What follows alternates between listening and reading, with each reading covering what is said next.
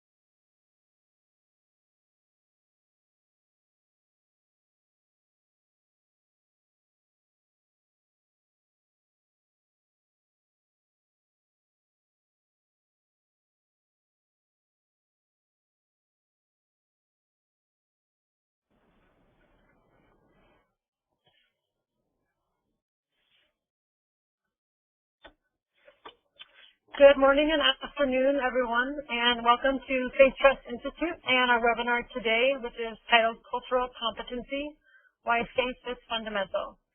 It's a pleasure to have you join us today, and my name is Emily Cohen, Program Coordinator for Faith Trust Institute.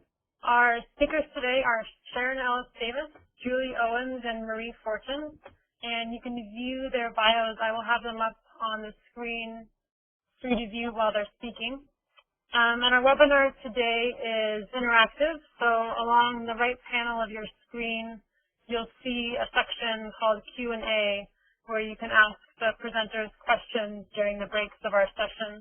And you just want to make sure that when you type in your question in the box, you need to select to send it to all panelists, and so we'll be able to see that and then respond appropriately to your questions. So once again, warm welcome from Faith Trust Institute, and without further ado, we can get started, and I will pass along a welcome to Reverend Dr. Marie Fortune. Thank you very much, Emily. It's a pleasure to be with you all today to talk some about a very important issue as we work together to respond to the needs of victims and survivors of sexual and domestic violence. I'm delighted to have with us today my colleagues of many years, Julie Owens, who is a survivor and has worked in the field for over 20 years. She's a Presbyterian, and she is currently working in a state agency addressing best practices, working with shelters and advocates. Julie, we're delighted to have you with us.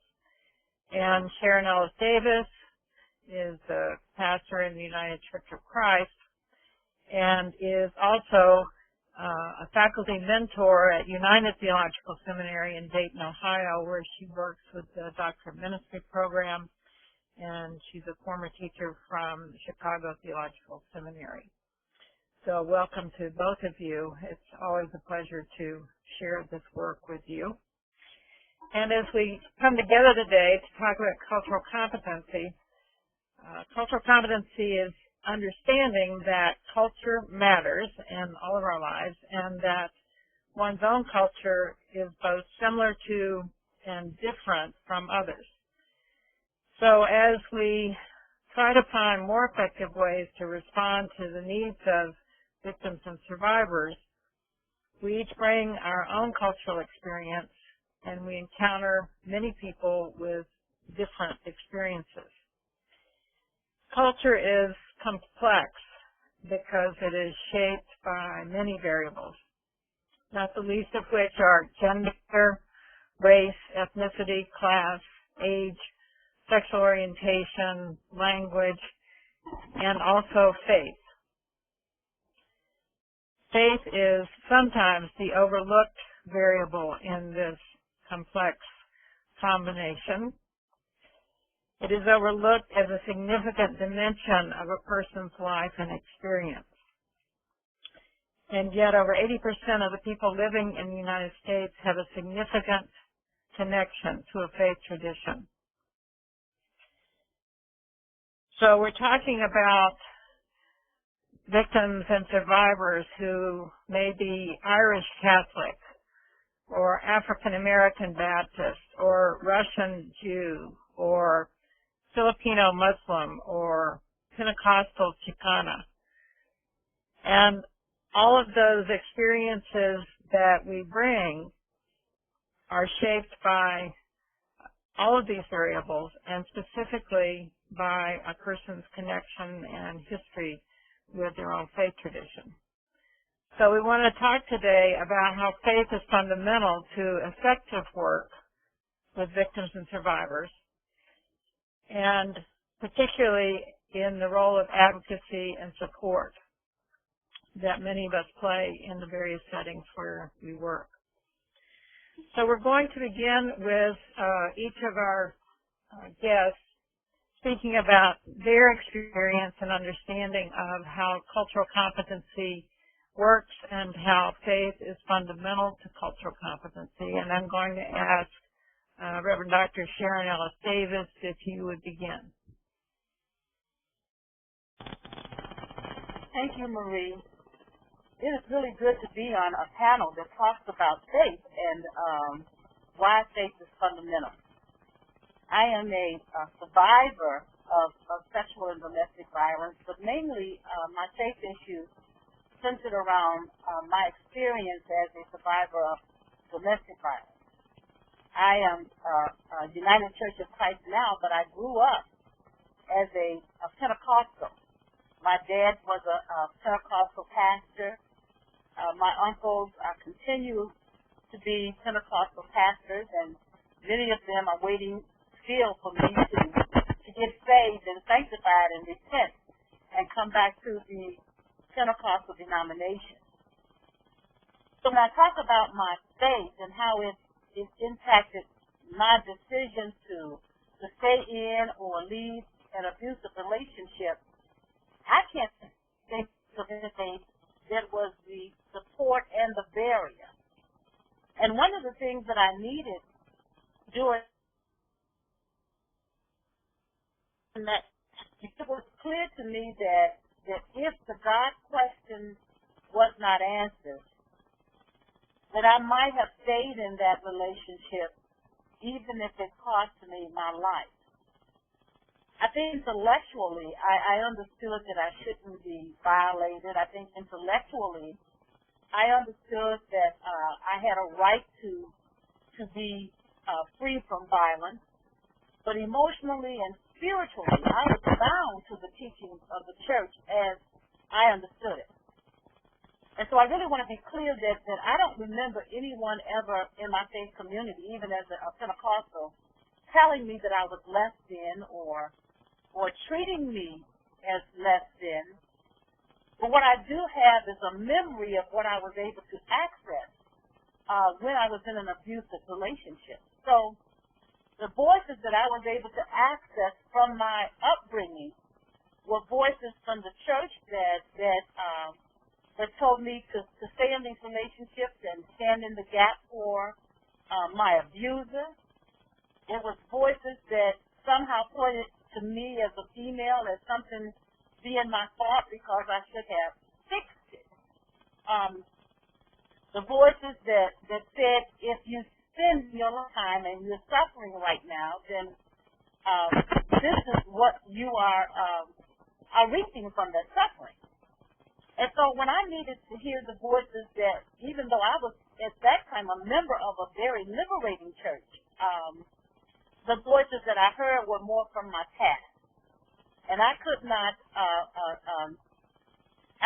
hear anything from that past that would allow me to be free of an abusive relationship. And so I say all of that to say that when it comes to my faith and how it connects to my ability to leave a relationship or be free from the violence or have an abuser arrested, my faith is probably the only fundamental thing that would help me to do that. And so, in the minister, or just working with someone in the court system, I can hear all of those voices that would tell me, you don't deserve this, you should be free from the violence, but the only voice that was loud and plain and clear for me was who I was in the church. And so therefore, if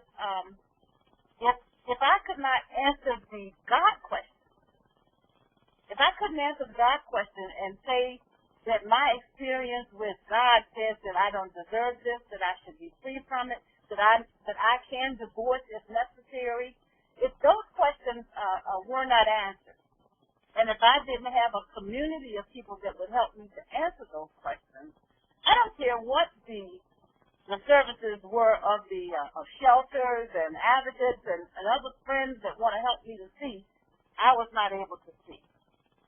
And in my upbringing and in my culture, I've experienced many people feeling that same way.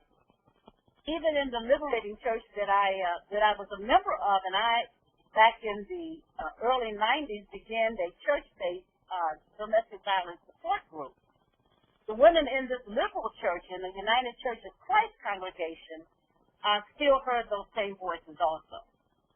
And so even though the teachings were different, the hook that we had to our past was there. And so during the support groups, one of the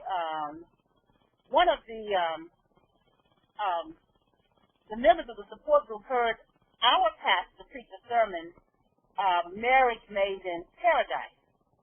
And so she came to the support group and said the pastor preached this sermon and it was about a marriage made in paradise. And perhaps now, if Adam and Eve had problems in their marriage and that's what he preached, why should I think I'm not going to have problems in my marriage? And because I knew how important that question was to her, I sent her back to the pastor to ask him about that sermon because I trusted that pastor. And when she came back the next week, he said, oh, I heard he said, did you hear the sermon when it can't be? And so we were able to answer those fundamental questions of their faith so that as they're out there in the service areas, they have something to connect to. They need that same kind of connection within shelters and within programs somehow to allow their faith to be a part of their conversation, whether it's good or whether it's bad. Because for me, in my experience,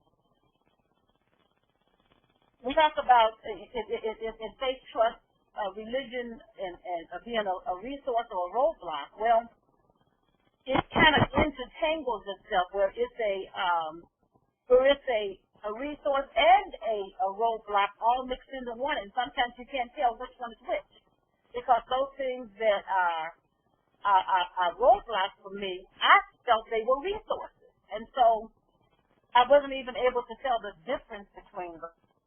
And so one of the things that I did back in the late 80s and the early 90s was convince a couple of the shelters here in Chicago to allow me as part of the 40-hour domestic violence training to come in and talk about that faith issue. It's actually part of the training for the volunteers.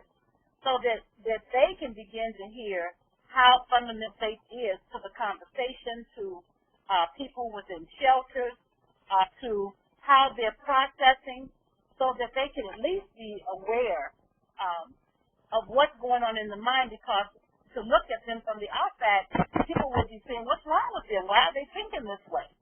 But if we understand the tradition, if we understand the faith, if we understand what has been on many of the victims through their faith institutions, we can better understand how to serve them and how to help them to move from one place to the next, or at least find them the kind of spiritual resources that they need to help them move from one place to the next. And I think I'll stop there, Marie.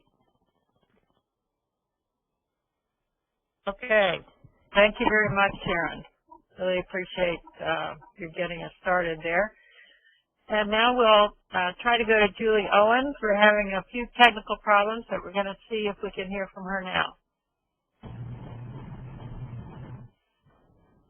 Hello, Marie and everyone. It's a great pleasure to be with you today, and thank you, Sharon, for your words. I appreciate what you had to say, and I relate to much of it myself as a survivor and a longtime advocate for battered women myself. I have, in the years since surviving the domestic violence I experienced, worked in secular shelters and also have run several faith-based transitional shelters in the Christian tradition from which I come. And I've learned over the years that faith is absolutely fundamental to cultural competency within the context of domestic violence victim advocacy, and especially within our secular program. Domestic violence advocates work with people when they're at their most vulnerable and during times of great personal despair. And because most individuals, as Marie had noted, do have a belief system that involves a supreme being, a higher power, or God, then when they are at their lowest point, they typically turn there for comfort and for hope. And as advocates, we have to be there for them in their pain and in their struggle. But I have found that advocates are often very hesitant to address issues of faith with their clients for a variety of reasons. It may be that an advocate has a different belief system, or may be agnostic or atheist herself even. Sometimes she may have a very strong religious faith, maybe even a rigid one, that makes it hard for her to hear women talk about their faith if it's different. And I also know that sometimes working in agencies that are government funded, there is a real hesitation to address any religious discourse at all because of the misunderstanding or lack of understanding of what it means, what the separation of church and state means. And so there are a lot of reasons why I think we ignore or even dishonor the spiritual needs of victims that we are trying to help. And that's why I think this discussion is important and why I'm so grateful for the work that Marie has done in such a wonderful and broad interfaith way. I believe that if, because of our own discomfort with issues of faith in general or with faiths that are different from our own, that if we were unable to support victims in a holistic way that honors their faith and traditions, that we have failed them in a very profound way. And this is because those of us who work with victims, we should be advocates who are focused on empowering and supporting them right where they are, who they are, and that means all of who they are. Victims are more than just their body. They are complex, physical, psychological, and spiritual beings, and we don't hesitate to send them to doctors or to therapists to deal with their problems, but we may not be honoring their entire being and just focusing on their battered body or their damaged psyche. And that's not enough. We all accept that we have the responsibility to educate ourselves about domestic violence, relationship dynamics, the law, safety planning, victims' rights, the impact of trauma, etc. But we also need to educate ourselves about how to meet victims at the point of their deepest needs, whatever this may be. And it will be different for every victim, of course. some victims want to talk to us about God. So we have to be ready. And we have to be willing not just to listen, but to engage them in a discussion in a way, in a comfortable manner, so that they'll be comfortable. Some survivors may feel that they've been saved from death by God. Others might feel that they've been abandoned by God. But whatever the case, I believe we have to be ready to listen. We have to be willing and ready, and we have to be equipped to offer them support. This means to me that we need to learn about various systems of faith and belief and do our best to accommodate the survivors to practice their faith traditions, especially within a shelter setting, which is complicated because it's a community living situation. And instead of ignoring a person's faith or assuming that it's none of our business or tippy-toeing around it, I really think we need to ask about if there are any spiritual needs as we're assessing other needs. And we can accommodate survivors in a variety of ways, including offering to connect them with spiritual leaders in their faith tradition who are trained in domestic violence issues and who understand their need for safety and confidentiality. We can point them toward other survivors who may believe similarly so that together they can support each other to move towards healing physically and psychologically, but also spiritually. I don't think this means we have to be experts in religion or even be religious ourselves. It just means that we have to be willing to identify and face our own possible discomforts or feelings of inadequacy, and then educate and prepare ourselves to assist women from different faith traditions and practices so that we will be respectful of the whole person who comes to us for help. Too often, domestic violence victims who reach out for help, they find that their spiritual needs are ignored or even disrespected. And I've seen this in numerous ways over my years in the field.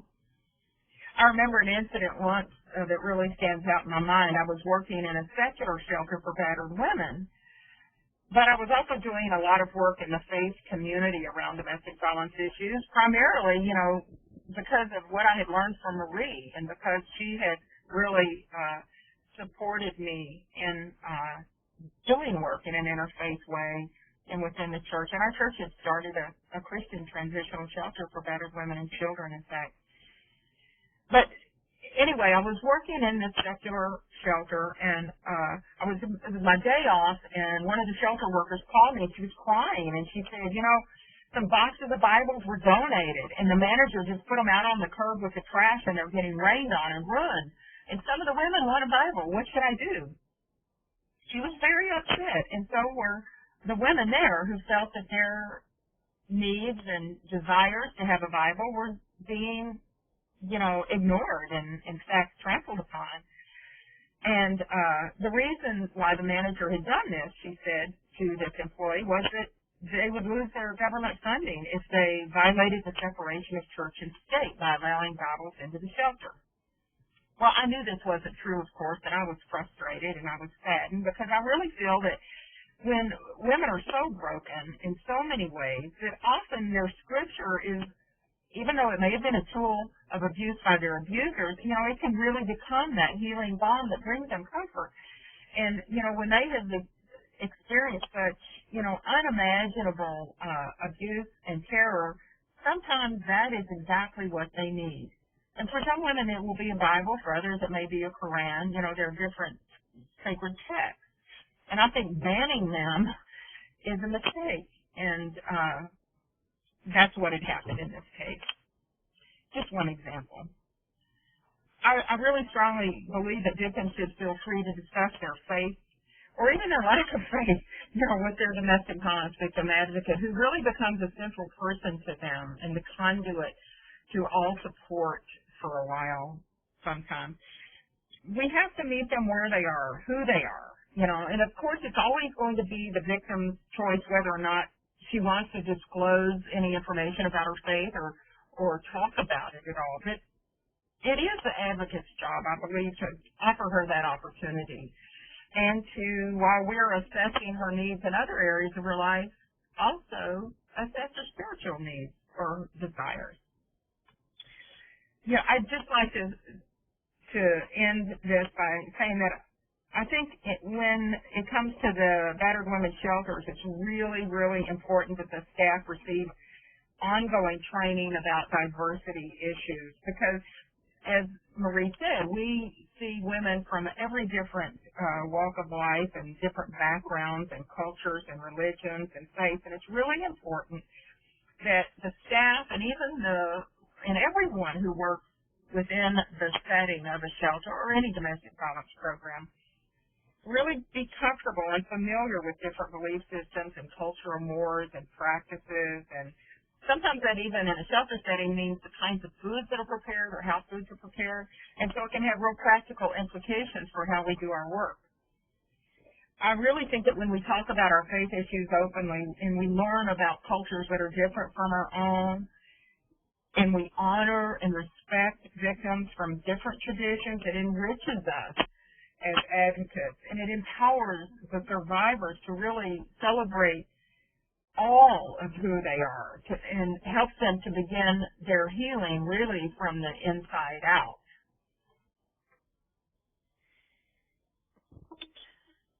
Okay, thank you very much, Julie, for your contribution to the discussion. You've raised a number of issues, and I want to take a few minutes now and invite any questions or comments from our listeners. If you would go ahead and type your question in. But while you're doing that, I'd like Sharon to ask if you would have any comments on Julie's presentation, and then I'll ask her the same on yours. Thank you, Marie, and thank you, Julie. You mentioned quite a bit around meeting people where they are, the victim survivors of domestic violence where they are, and that is so important. I can't even stress it because we are where we are. Sometimes there's some crazy places that we don't understand ourselves, and so I think that being able to listen and hear is going to be one of the largest skills that you can ever have, to have that non-judgmental presence, to listen to what may seem like insaneness and craziness, but also be a voice that can be calming, that can be accepting, that can be loving, even if you have to go into another room and just make all kind of faces while you're there and come back out and meet that person where they are. Because that spiritual question really has to be offered. And one of the things that Julie said was about asking them, are there any spiritual needs? And that's a good idea. But I also wanted to say about that is that we have to understand that language is different for other people. And so spiritual might not be the name. Spiritual might mean one thing to one person, and so just because they say no, or just because they say yes, that may not be the end of it. Find some ways to engage them so that when you finish that conversation about whether they need spiritually, you really will know what it is that they need. And then the other piece, in terms of me, was about understanding that we all have agendas, and that some people come to shelters with their spiritual agenda, and in their pain they want to evangelize and save everybody in shelter. But then you also have shelter workers who are the same, who turn in there from their faith background and they think that's their job. And so sensitivity to that kind of behavior needs to be on both sides of the scale, and that's how you set up your boundaries. But meeting their needs is the most important thing, and I don't think there's no separation of church and state when it comes to meeting the needs of people. So thank you, and that was really helpful even for me to hear. Thanks, Sharon. So, Julie, do you have any thoughts about Sharon's initial comments or any further comments?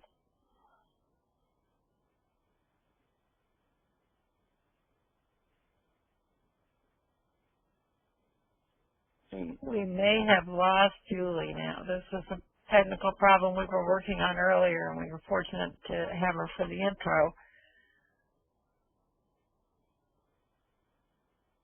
So, Julie, if you want to type in your responses for conversation, and I can read them for folks, and you can be part of the dialogue. And if your mic comes on, we'll be glad to have you back.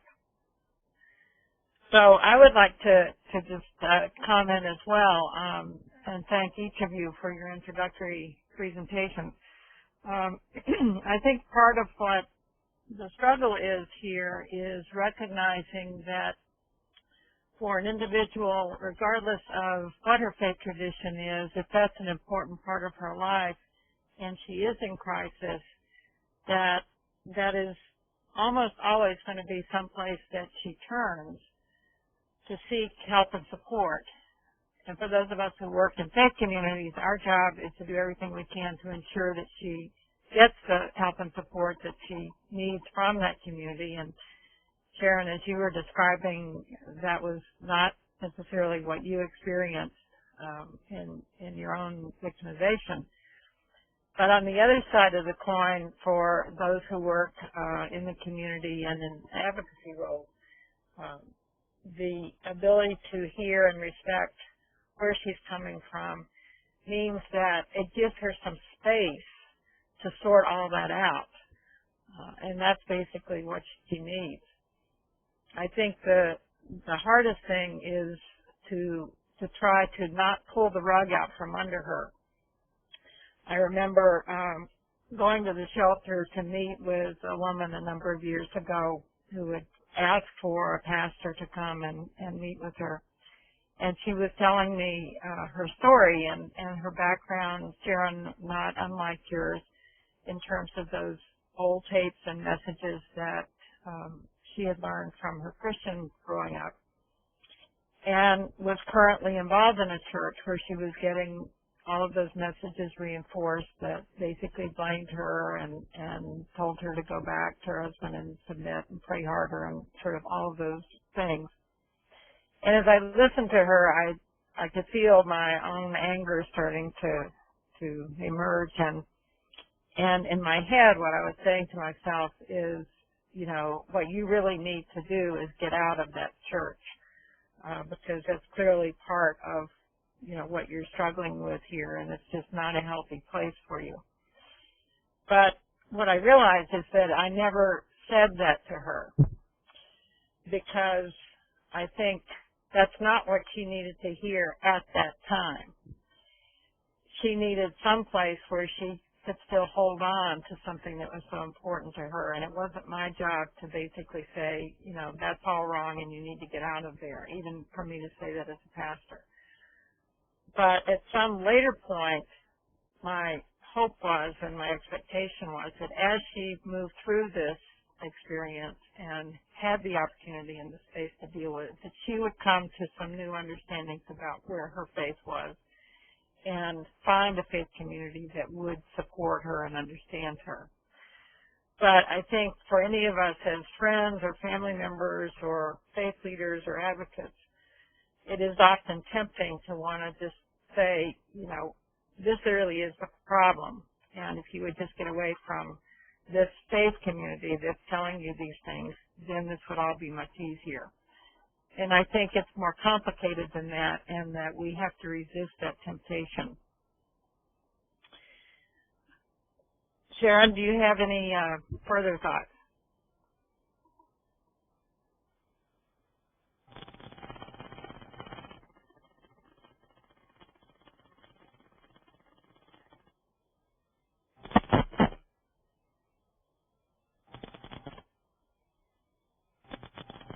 I have a comment here. I was having problems coming in. I was viewing some of the things that Julie put up on the screen when she said that it was difficult for advocates to hold a neutral spot. I think it's difficult for all of us to hold a neutral spot. But if we can just say to ourselves that this is not about us, this is about the people that we're serving, the person that we're serving. and again, being able to develop that critical skill of listening, it would make everything so much better, and realize that we're not there to impart anything on anyone or to change anyone's mind, rather than to listen to them and understand that even though she's a victim, even though she's a survivor, she still is an expert in her own relationship, and trust that she'll figure that out as she's listening and being guided to the right people. The other thing that I saw Julie write is that not all the faith communities are going to be safe places for them to go, and so part of the understanding that faith is fundamental is also being able to connect with the kinds of clergy in the community and service providers in the community who tend to get it. I think chaplains, hospital chaplains who have been through specialist programs can be good resources to the shelters. Some passive, but you can tell from what your victim is saying, and if she's talking about her current pastor, whether or not that might be a safe place to someone come and be with her, but it might not be. And so we have to be able to make that analysis. And then she says, do no harm. Absolutely. So what we want to make sure that we're doing is not further re-victimizing the victim survivor in what we say and what we do with them and for them. Good, thank you. And how do we find those resources? How does an advocate know in the community where to turn to develop those resources, so that if a woman does express a need or an interest, the shelter would be able to provide that for her? Do any of you have ideas about that? Julie says the State Domestic Violence Coalition is a good start, but I mean, Julie, for those faith resources, how does the coalition or a local program know where to find? Sharon, you were commenting on trying to identify that, but can you give any other hints about connecting with folks who do get it?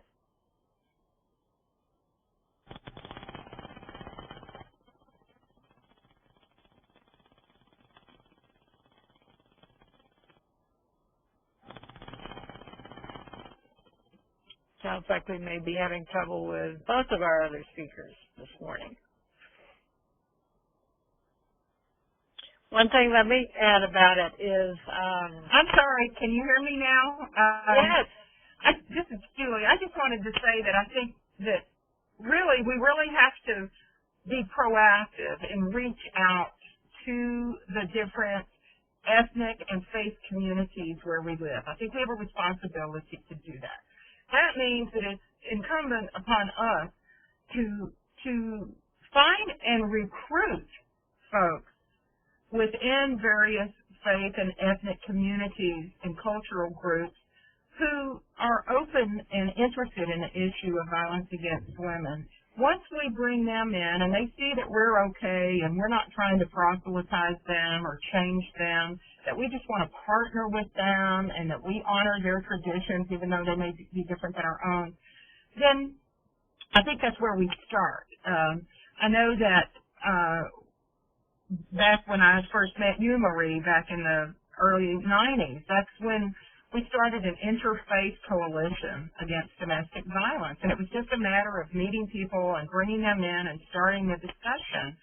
And it became a conduit for some real wonderful events, and we did domestic violence vigils together, and we did retreats for women and it was simply by meeting individuals who had similar interests, who came from different backgrounds. And it's a matter of relationship building, really. Very good. Very good point. Sharon, do you want to add to that? Well, I'm back on again. Yes. I typed in the chat section, yes, relationship. It's very important that not only do the church need to develop a trust for the shelters and for outside advocates need to develop a relationship with the churches. And I could easily say, well, pick those churches that get it. But I think that would be a judgment even on my part. Some of your most conservative churches can have some very caring people that belong to it and caring ministers around issues of violence. Their theology may not be the best in the world that liberates, but their practice. And so in order to find out how people will serve as a resource, we have to develop those kinds of relationships with the faith institutions. And we have to somehow start building a trusting network so that we can learn from the church and the church can learn from us. And it has to be a two-sided kind of relationship, one that I think I have something to give but no one else does. Very good. Thank you. And those relationships, some of them are already available to us in our communities because people who work in community agencies or volunteer themselves may well be involved in faith communities. And so there's some natural bridge building that happens when we're able to talk about that being a part of our lives. And that's also an important way to begin to identify where there might be an openness. I want us to speak to the question that comes from one of our participants. I'm trying to organize domestic violence, sexual assault initiatives at my church. My question is, how may one stay neutral in extremely violent situations?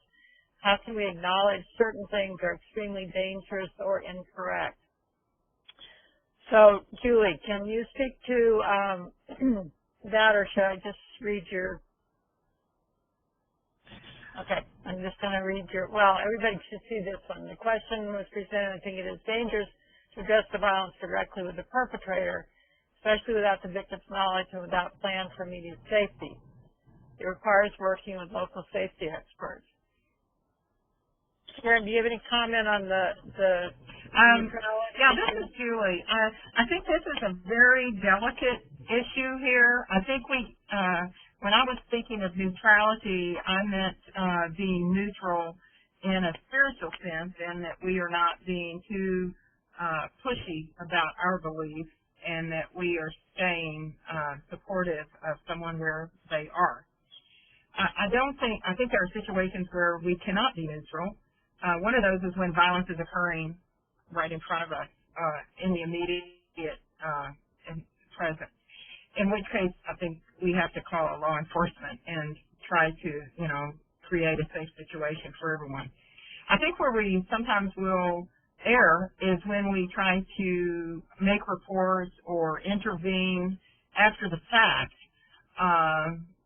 because we mean well and we want to stop the violence, but because we cannot be there all the time in the home with them and we cannot stop the violence, I think it's a very tricky business when it comes to confronting abusers.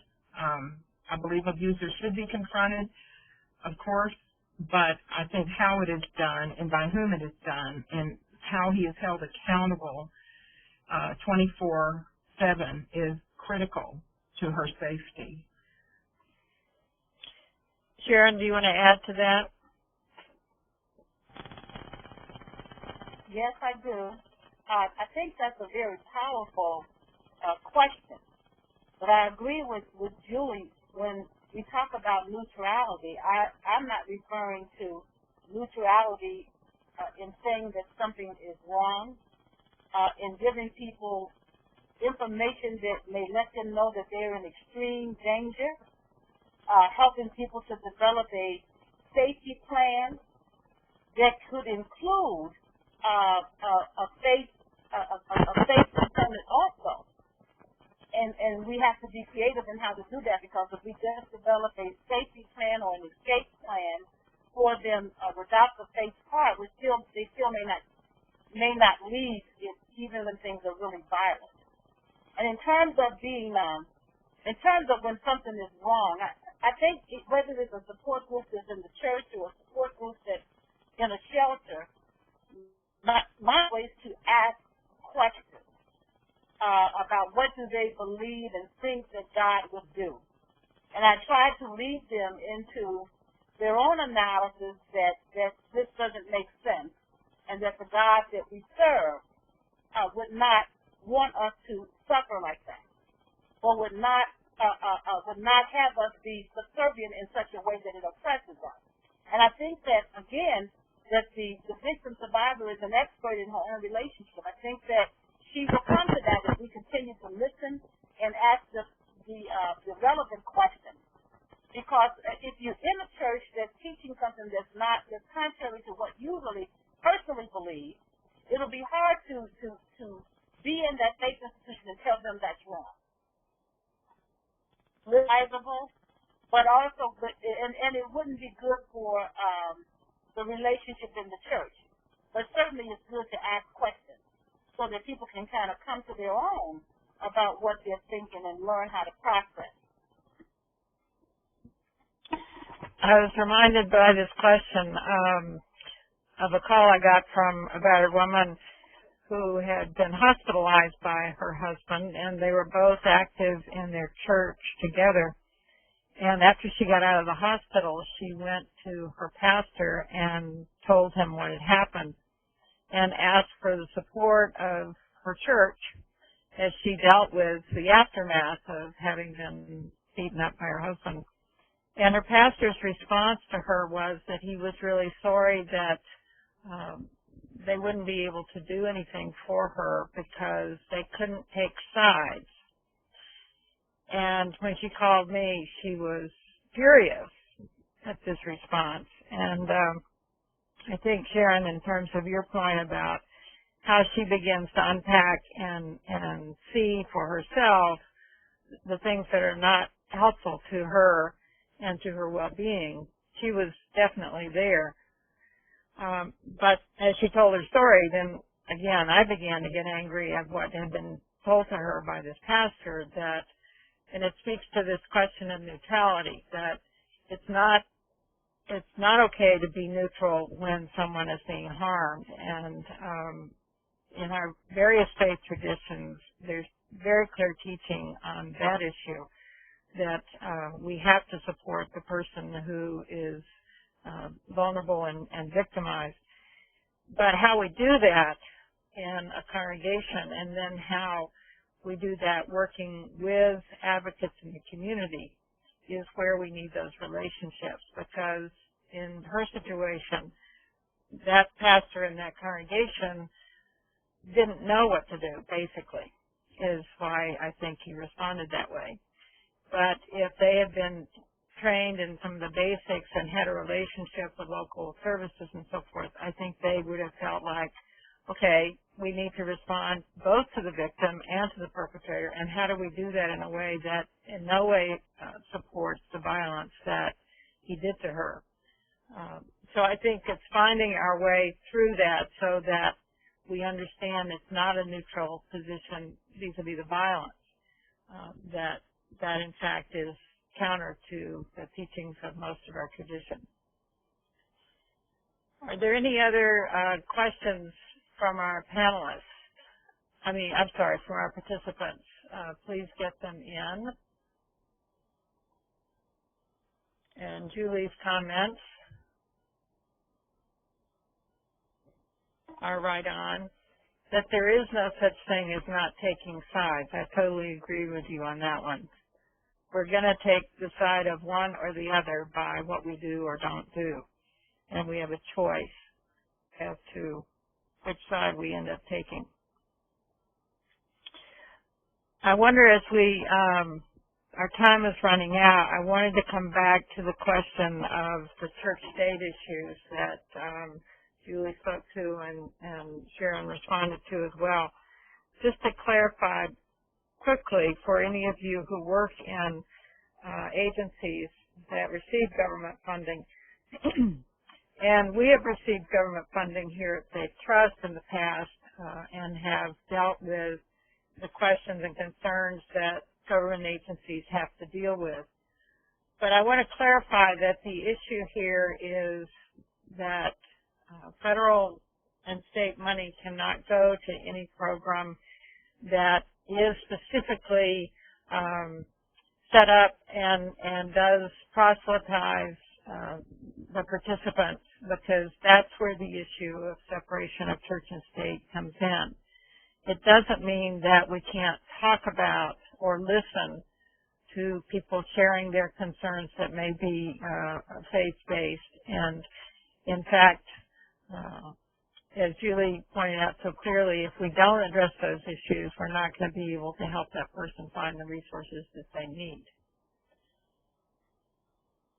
And here's a question. Is it best to refer to an agency or to have groups in the church? Julie, would you speak to that? And then Sharon, would you speak to that?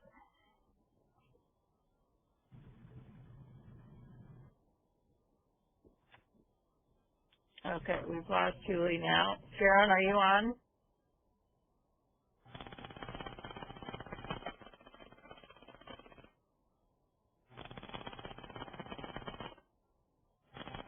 Okay, then I'll speak to that.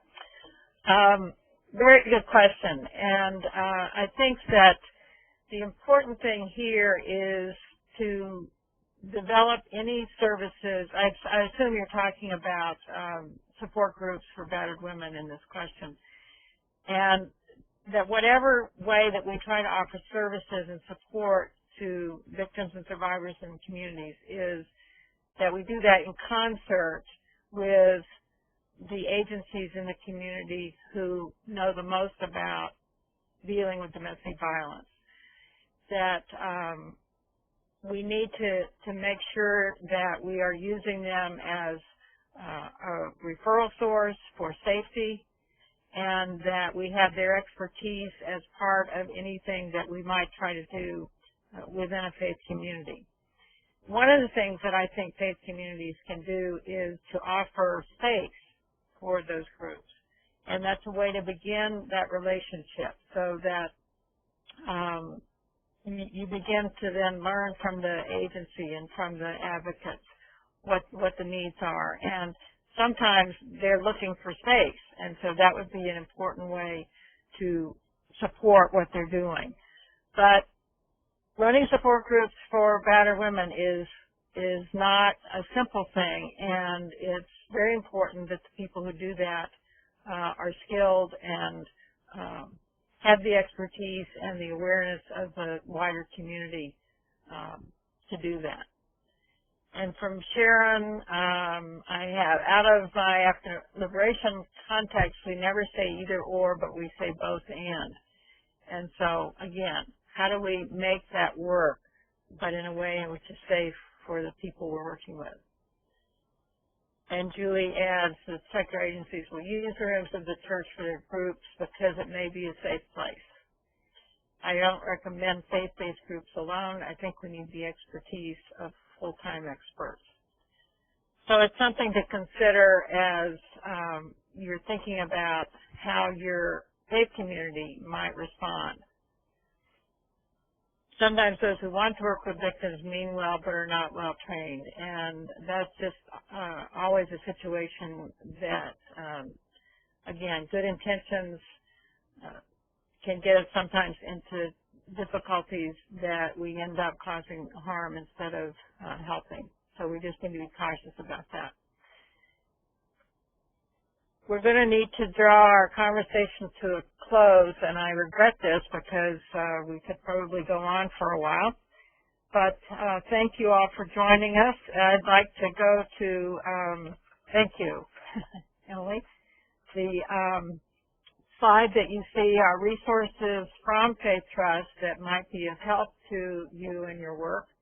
Walking Together is a book that we put together in which we try to expose people to the diversity of religious and spiritual traditions. I think one of the most challenging things about cultural competency for all of us is that there's so much information and so many things about each one of us in our cultural background that we can't possibly know about everything about everyone we encounter. But we can know something, and that begins to give us a sense of perspective when we are engaged with someone who comes from a culture different than ours. So Walking Together is a text that provides that in a very direct and simple way in terms of many faith traditions, many authors from faith traditions contributed to that. And that is available from us here at Faith Trust. Also, these other three resources, specifically what Islam says about domestic violence, for Muslim women, You Are Not Alone, for Jewish women, and Keeping the Faith for Christian women. All of these resources are on sale this fall from us here at Faith Trust, and so we invite you to come to our website if you would be interested in any of those.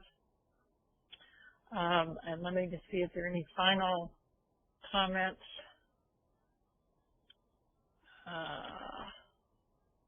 You can see,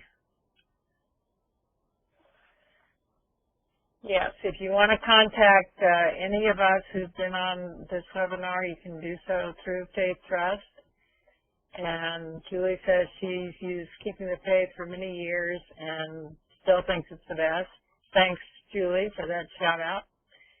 And yes, thank you all for being a part of this, and please let us know if we can help in any ways in the work that you're doing out there in the world. The most important thing, I think, to take away from this conversation is to remember that our job collectively is to never put a battered woman in the position of having to choose between safety and her faith. We together have to find ways that she can have both. Thank you for joining us. Goodbye. Thank you, everyone, for being on the webinar with us today. This is Emily, and I just want to let everyone know that we will be sending out handouts of the PowerPoint today so you can directly access the resources mentioned by our panelists. And if you have any other questions about upcoming webinars or trainings, as well as resource materials, you can contact us via faithtrustinstitute.org or give us a call at 206-634-1903. And our next webinar is Safe Church Policies and Practices on Thursday, September 15th at 11 a.m. Pacific Time, and that will be led by Dr. Jaime Romo. So we hope you can join us for that, and thank you again to our panelists and to all of the participants today. Thank you.